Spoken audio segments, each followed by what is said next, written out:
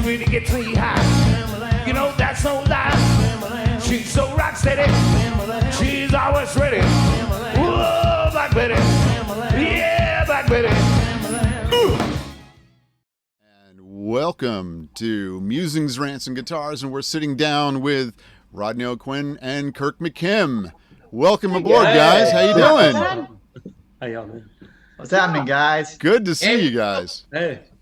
So, a quick history. Both Lenny and I went to see both of these guys at the world-famous huge venue of the Red River Inn. That both people were there. Yeah. They were playing with the Pat Travers band at the time. And unfortunately, they accepted my friend request, and they can't get rid of me now. No, man, you've been nothing but joy. I don't know about that sometimes. It took me 7 years to get you onto my other account too. So I don't know what this is. So welcome aboard, guys. They both played with Pat Travers, and Rodney is now playing with Foghat, and Kirk is playing with Billy Bob Thornton and Boxmasters. And I've been trying to get them on the show, hounding them, and lo and behold, they had a show to do together, and they said, let's do it all together, and that was great. So good to have you aboard. All right, can we just get this guy off our case? Can we do the freaking show so he'll leave us alone? Exactly. That's all, right? That's all it would take. Where did he get the number from? So, and I can say I went to see them playing with the Pat Travers, which is a thrill. I'm a big Pat Travers fan. 70s and guitar, man. That's some great shit. And you guys are fans too, right? It must have been a joy for you guys, right? That's one of my first exposures to anything besides Kiss at that point. Was Pat Travers. My brother came home from college and brought Travers stuff down. And that's how I got into it. Yeah. Boy, what's wrong with you listening to that demon, blood spitting, star-eyed freaking stuff? That's for kids, man. Yeah. Kiss is for kids. Yeah. Oh well. So, give us a quick story. How did you guys get involved with Pat? I met his rhythm section at a jam session in Florida in 2003, and they kind of they were like, hey man, let's start a band, and also start playing with them on the side because he was doing pickup band stuff at the time. Pat was. Okay. He'd used them in the Southeast. He had a West Coast, he had a Northeast, and a Texas band, and so he said. Eric was like, well, we're going to do a show with Pat in Ormond Beach. He's going to come out and play about maybe 6 or 7 songs. And he came out and we actually rehearsed first, and he showed up. First thing he did is walks in, and he has like a bottle of rum, hands it to me. And I'm like, I want to be cool if I can drink this thing in front of you, Right. And so anyway, we ended up playing the show, and he ended up leaving his pedal board at the gig, and I took it to him, and he goes, if I ever need another guitar player, he goes, I can't really hire anybody right now, but if I do, I'll give you a call. And I was kind of sure, I'll hold my breath. Right. And then I was living your flanger back. Yeah. That's like in his garage rotting right now. And anyway, so and then I was living in LA doing like music editing for some movie guys and stuff like that, and I got the call. They were putting the band back, the four thing, and they had putting the band, that 4-piece thing together, and so I heard from Pat called me, and so I said, man, I'm going, fuck it.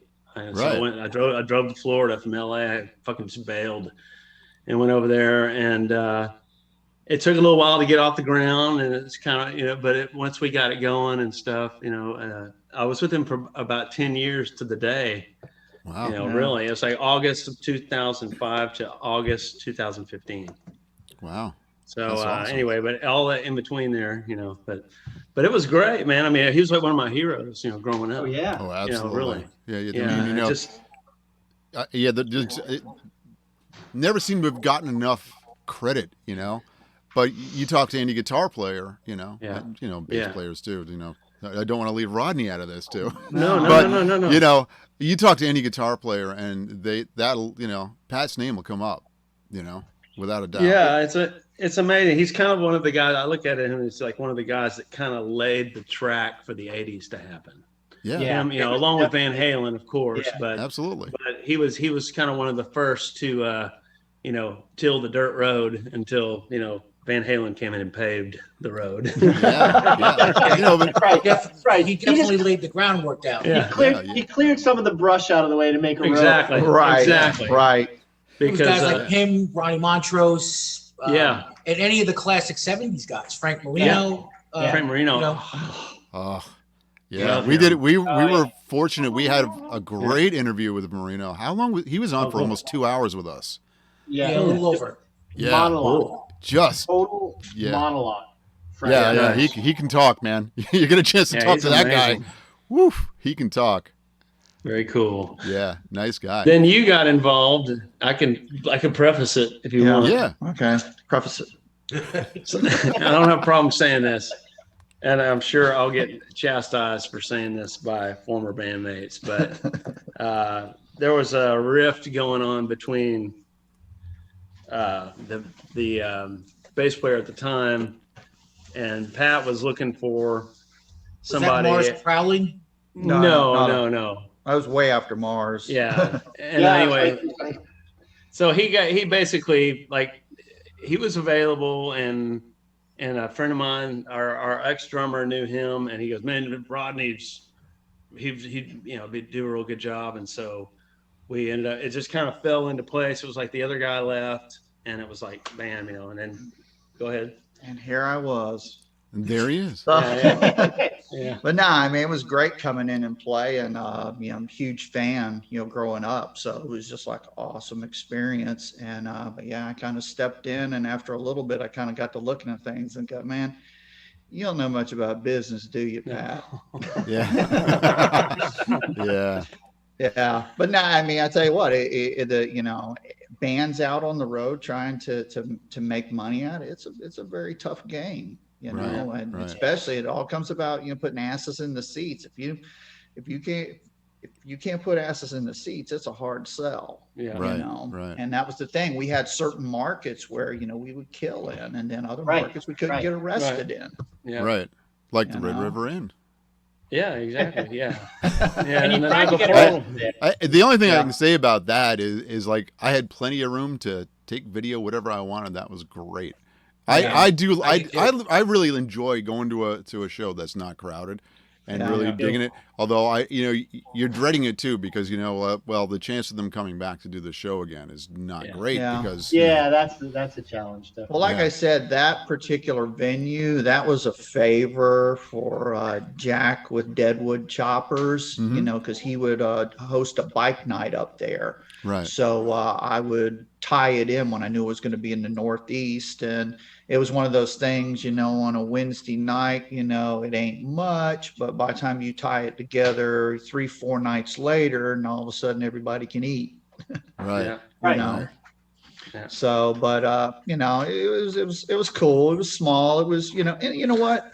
We've played some like Albany, New York, that Fuller Roadhouse Inn. Oh yeah. Those were always great gigs, but in the meantime, our dressing room was the kitchen. Yeah. You know? Or the janitor Done closet. many Or of the those janitor gigs, man. closet. But Yeah. that gig, man, they would be off the hook and the place would be packed. It'd be a sweat box. Yeah. But it was like those were the gigs were fun to play. Yeah. Yeah. Meanwhile, you're changing your pants while the guy's making burgers. Yeah. So- Yeah. Yeah, Exactly. Yeah. I remember a show in Philadelphia having to went down there one year. I remember being smart enough the next year to make sure I had an undershirt because when I took my shirt off to change into my stage shirt, I got grease splatters on it. So nice. you learn after the first year, like, yeah, wear an undershirt just so you don't get grease splatters. Right. You know what? Burn. You know, I learned a similar thing when I was trying to steam my shirt one day. Mhm. Don't steam your clothes naked. That's not good. Yes. You only got to let that steam hit it one time, and you'll learn that lesson. Yeah. So Rodney, you were doing the tour managing for Pat too, right? Yeah, it kind of came about, and that came about. We were the first time we went to Europe, like 2 weeks before we were supposed to go. There was a big miscommunication between Net and Gross. Yeah. So we're already like, planning on going to Europe for 30 days. Of course, that was right as the economy was tanking too in 2008. Yeah. So it was like, well, we really need to go. Something's better than nothing.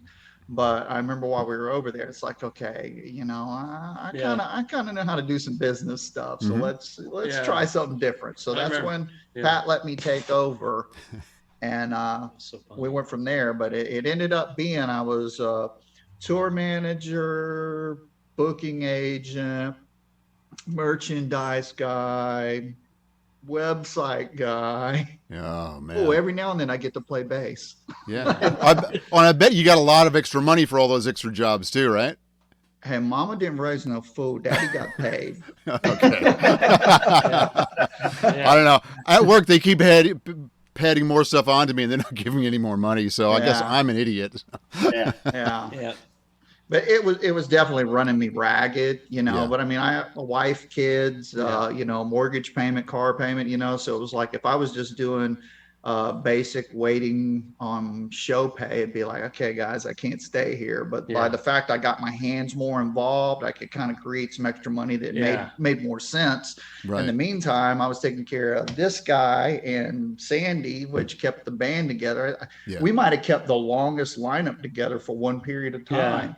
If he wouldn't have been in the band, I probably would have left a lot earlier. Yeah. Right. But I know when Sandy got in the band, me, Kirk, Sandy, and Pat, the four of us were together for 5 years. Yeah. Wow. That's like eternity, man. Yeah. Sandy is some drummer too, man. Wow, that guy can play. Gennaro, right? Yeah. Oh, Yeah. Amazing. Yeah. You're playing with him today, right? Yeah, he's playing with us tonight too. Yeah. I didn't know he was even going to be there. I would have said, bring him on in too. I'll go grab him here in a little bit. Okay, that'd be great. Yeah. I So remember he was very nice. Hey, you guys, what's happening, man? Yeah. What? Yeah, he'll fit right in here. Hey, is this thing on? We love the interweb. That's it. Oh man, that's good. Yeah. Wow. So, you guys, I guess the Pat thing ended, and Rodney, you went to Foghat. How did that come about? We played in right there close to Philadelphia, just outside Philadelphia, where Craig McGregor lives, and they had actually had that weekend off, so him and his wife came out. And I was excited to meet him because we'd done a couple of shows with Foghat, but it was whenever he wasn't there, he had someone filling in for him.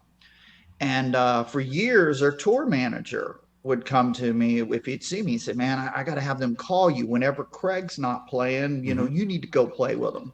So this kind of started a few years before. But then when we played in near Craig's hometown, and him and his wife came out, then we were talking, shooting the shit that night. And the next morning, he's like, he told me, hey, tomorrow morning, he goes, I'll pick you up, take you to my house. I'll cook you breakfast. We'll hang out for a little bit before you leave town. So I'm like, all right, that'll be cool. Because to me, I was like learning how to play bass to Foghat live. Yeah. So here this guy's like, hey man, come over to my house and hang out, you know? Yep. So I go over and I'm seeing the Foghat records on the wall, and gold and platinum records and stuff. I'm like, wow, this is cool, royalty here. Yeah, royalty. And, bass royalty. And then, we're talking for a little bit and everything's real friendly and laughing and stuff. And all of a sudden he goes, hey, thinking about retiring. He goes, would you want the gig? I'm like, put my name in, Right. And, but unfortunately, I moved on. And then unfortunately, when the phone call came, by then it had changed to a health issue. Okay. I don't know when he first started talking to me, if he knew in the back of his head there was a health issue, right. But he was getting into wanting to train service dogs. And at that point, I can't be on the road and do that. Yeah. And he was just like, hey, I'm just kind of tired of it. He goes, but you would fit in.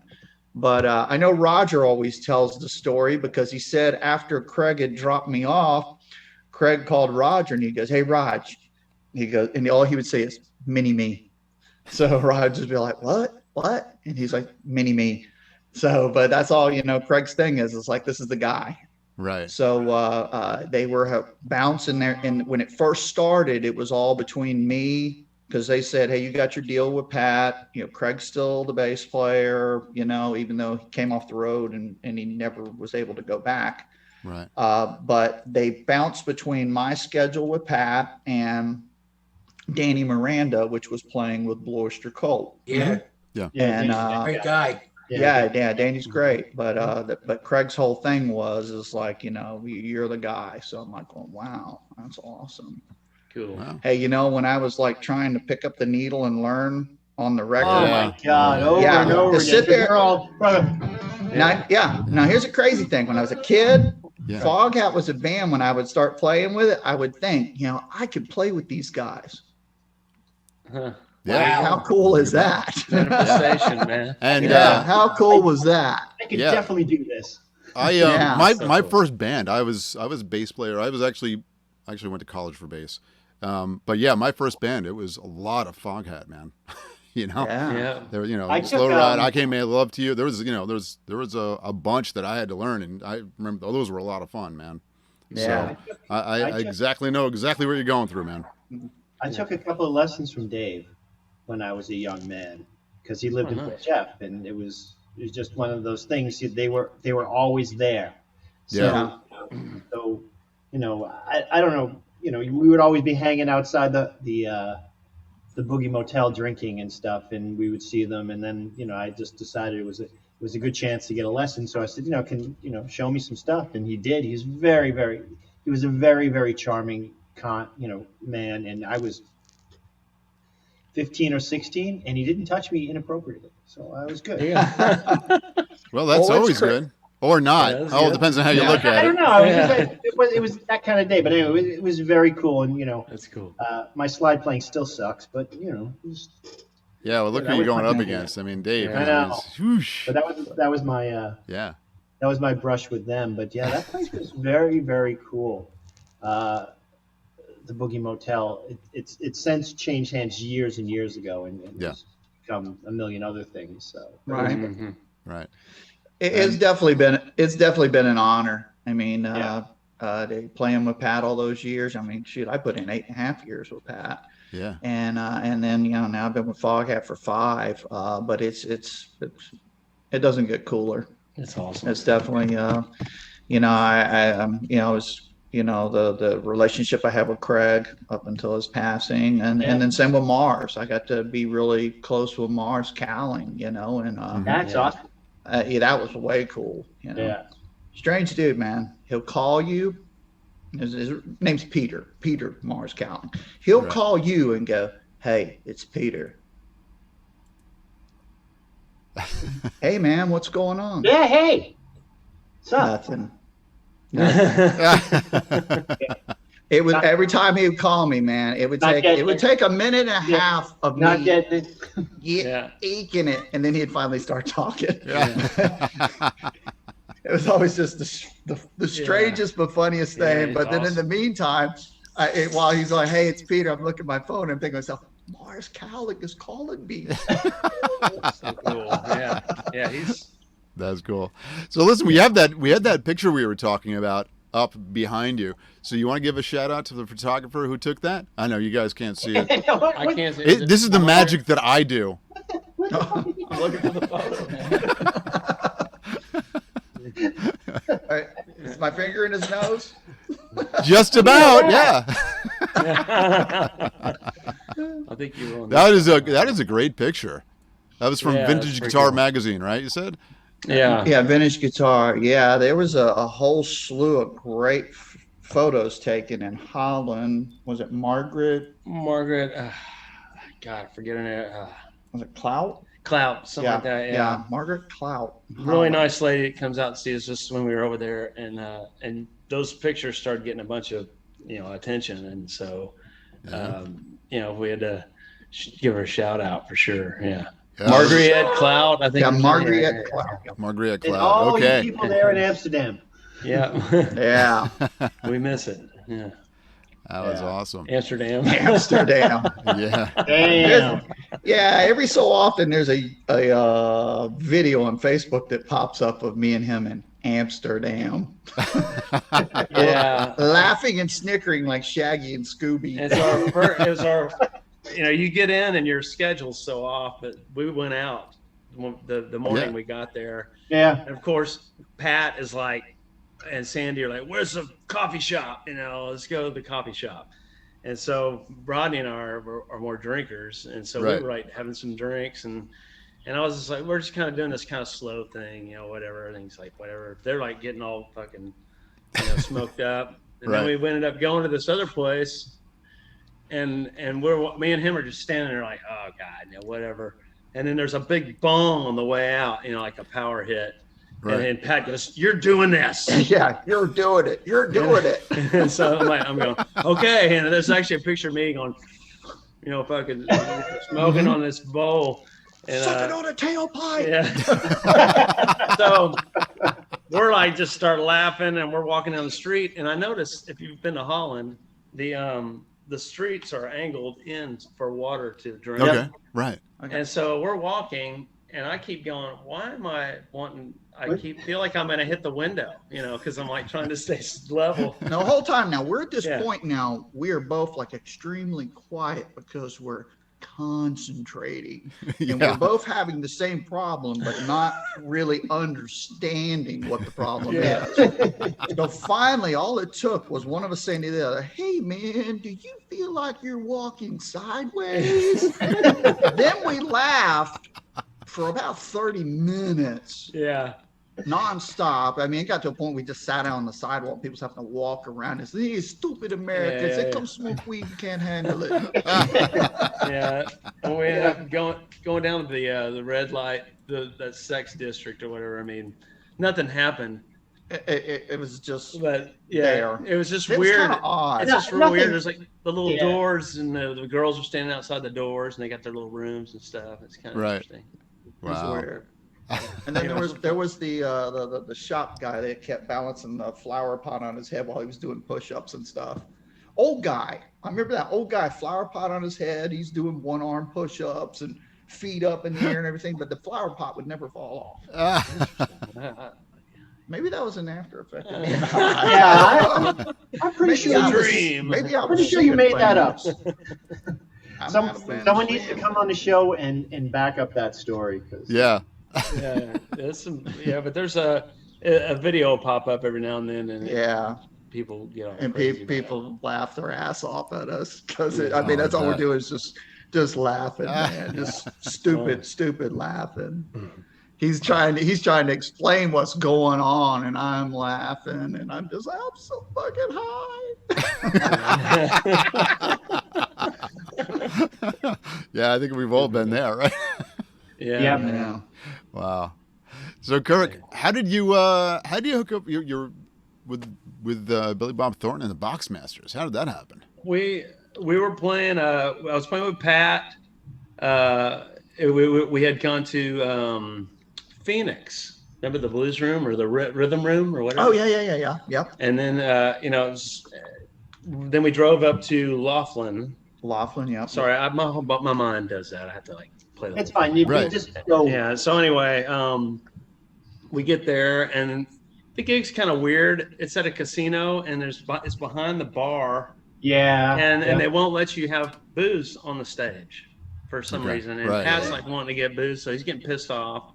And then he could drink backstage, but he couldn't drink on stage. And so there's this whole tension, typical thing that would happen. Right. I love the guy, but it is what it is. So anyway, that just started. It just started a cycle. And we had a gig that we played in Florida, a private party, and the energy was just really shitty. And I by that time I'd kind of had enough. And there's only so much you can take. Not like it was bad, but it was just spurts of those kinds of things. And you're going, this is so unnecessary. And so anyway, I'm with my girlfriend at the time, and we're at lunch talking, and I go, man, I think I need to get out of this thing. You know, really. She goes, well, you always say that, but you never, you never do it. And so on our way home, I get a phone call from Nashville, a buddy of mine who's the touring bass player with them, and he goes, hey man, what are you doing? You know, and he told me the whole situation, and I just said without a hesitation, I said, I'll do it. No problem. And we didn't have anything on the books for like a month. We had one show. Yeah, we had some downtime, but then what we had starting after that was still kind of crappy club gigs. Yeah. Right. So that was my whole thing, because I was always trying to keep the band working. That a lot of times I would tell everybody, hey, anything within 30 days, you know, or anything outside of 30 days, I'm still always trying to book something. Once we get within a 30-day window, you know, you're clear to go do something else. Yeah, right. And which makes it hard, because a lot of people try to plan their lives. But Really? when Kirk got hit with this, I even told him, I said, man, go right ahead. You know, I was like, and I just told him, I said, what we're going to do, I say, actually, it would help me budget wise if I'm only having 3 people instead of 4. Yeah. And the bad part was he tried to call Pat to just out of courtesy and respect, hey, I'm looking to do this, but you know, Pat would never answer his phone. Then Pat got mad when he went and did something else. Right. Yeah, and I thought it was, you know, everything was cool, and you know, so okay, well, how long are you gonna be gone, whatever. And of course, but by like the next week when I would be coming back, I got a text message saying, sorry, man, you know, can't do it. You know, you don't come back, kind of thing. Right. And it wasn't like a real mean thing. It was just like, hey, we can't afford it and all this stuff. And then he did send a text like, are you gonna be okay? And I go, yeah, I'll be fine. You know, whatever. Yeah. Right. But anyway, I went. I guess the Billy Bob people. I call them the Billy Bob people. The Billy Bob people. Yeah, Billy Bob. People. They went on YouTube, I guess, and watched some stuff. And I was looking at their stuff, and I was looking at Pat's stuff. I was going, I can do this. Right. It's not what I usually do, but I can do it because I played in country bands and stuff. Right. And I've done everything. I've done everything. Yeah. I got some other shit that I've done that you'd be like, what the fuck? Yeah, I already explained what I've done, so I don't want everybody to know. Yeah, exactly. What we were talking about earlier. Yeah. So anyway, but I went out to LA and we rehearsed, and it was a really cool thing because they're so pro. I mean, they had Guns N' Roses tech, guitar tech, Slash's guitar tech. Right. They had like all these really pro guys. They had Rob Zombie's front of house. And they had the tour manager is a guy, Tom Mayhew, who's Guns N' Roses stage manager. Right. And he was on the road with us, so I got to hang out with him quite a bit. He's a character. Well, I guess if the leader of the band makes millions of dollars in film, I guess it's all right. Yeah. I guess that helps a little bit, right? It does. Kind of helps the budget come. Yeah. Yeah, but that was like it's like, really cool don't worry things. about it. I'll just throw some money at it to make any of the problems go away. Yeah, well, the thing about it is he, you know, it was just a weird thing because, like, you know, we're playing gigs and stuff, and it's like, oh, we're playing in Nashville, you know, on the schedule, and I was go, where are we playing? I'm thinking the Exit Inn. And he goes, no, we're playing the Grand Ole Opry, you know. Wow. All right, and I'm like going, people waited their whole lives to play the Grand Ole Opry, and here we are, you know, and we walked out there on the stage and got everything all set up. You know, it's a big room, you know, and there's a lot. It was all empty, and I was like, you know, we're doing sound check and stuff, and then we went backstage, and the Gatlin brothers and these guys are singing backstage. It was really cool. Wow. I mean, it was kind of out of my wheelhouse, but I love that. Wow. Yeah. And then we walked out, and the curtains came up, and it was packed, and I'm going, holy shit, this is crazy. Wow. Yeah. You know, it was really cool. I mean, that was one of the high points, but they have a lot of Absolutely. really It must cool have been a things. thrill, man. Yeah. A lot of really cool things that they do. And Bud's a real nice guy to hang out with and stuff, and got great stories too. Yeah. You know, and but that's where we're at. And they don't really do a whole lot. They do a lot of records, and I've done a couple of records with them. And then they you know, do tours maybe about three months out of the year. Right. Because his schedule with Goliath and Yep. whatever else he's doing, But he's great, man. He's a really nice guy. And I was always wondering, man, because he seems like he'd be very intimidating, He can be. Yeah. but everybody, was like, I mean, I've been around so many different types of personalities. I can pretty much whatever you throw at me, because Right. it's, it is what it is, So, Yeah. You just look at people and go, hey, man, I put my jeans on the same damn way you do. Or what is it, the Jackal song? I shit like you do. yeah, but you don't wipe with $100 bills. yeah, exactly. Excuse me. That's awesome. See this? My toilet paper. Yeah. So Anyway, how but have you that's guys? how that all happened, and Yeah. they kind of get in their little thing and they do the thing. And then I hear from them when things start to kind of ramp up. And we were going to do this thing in Europe. We had 3 months planned, and we were going to go to Europe, do a bunch of stuff, come back, do Canada and the U.S., go back, and then come back here. So it was like a 3.5, and so maybe that'll happen this next year. Okay. Maybe.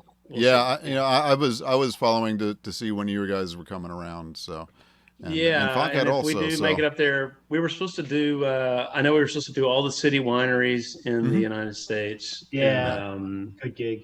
Those and are that kind cool of thing. gigs. Yeah, it's nice. Yeah. I mean, Anyway, but that's how that all happened. Yeah. Right. Yeah. Well, Cool. I obviously I follow where both of you guys are going because had interaction with you guys. So if I have some interaction with you, I'm gonna go see you anyway.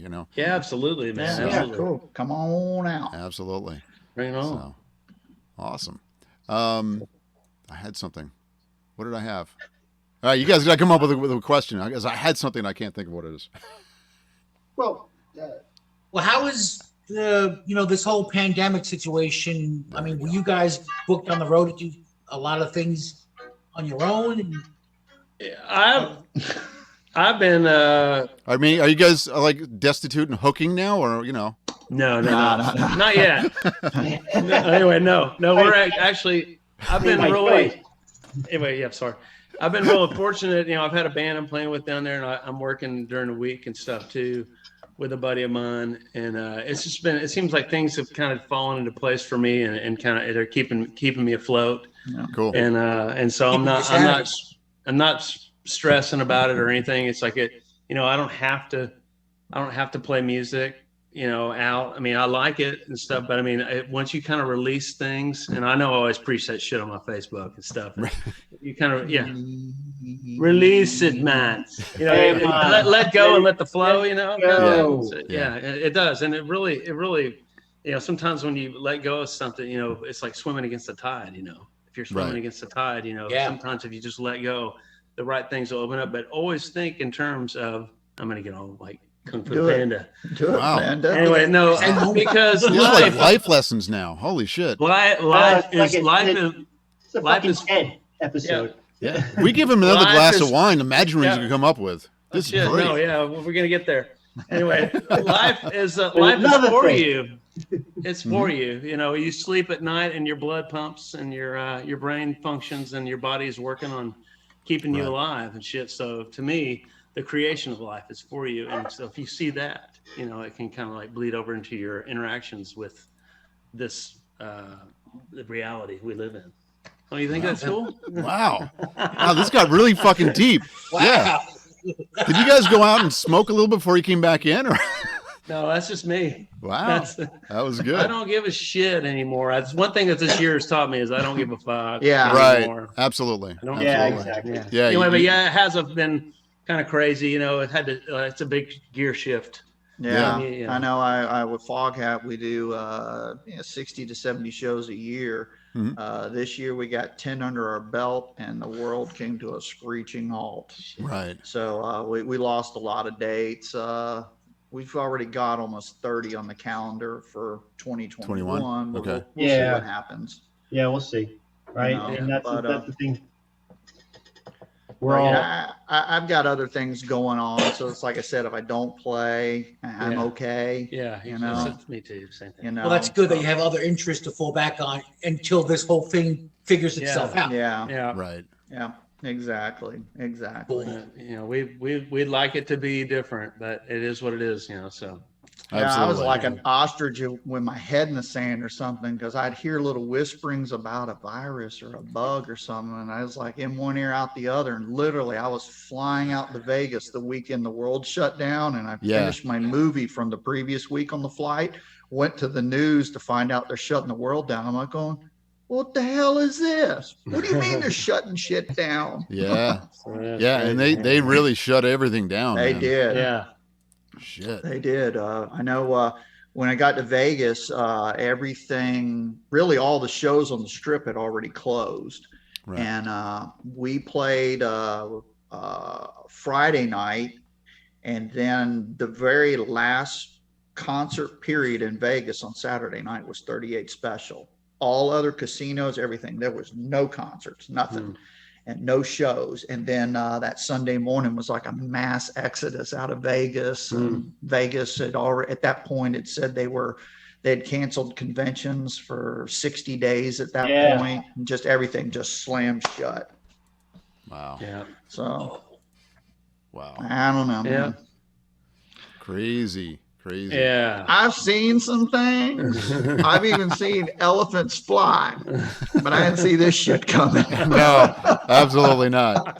Wow. I've seen about everything when I see the elephants fly.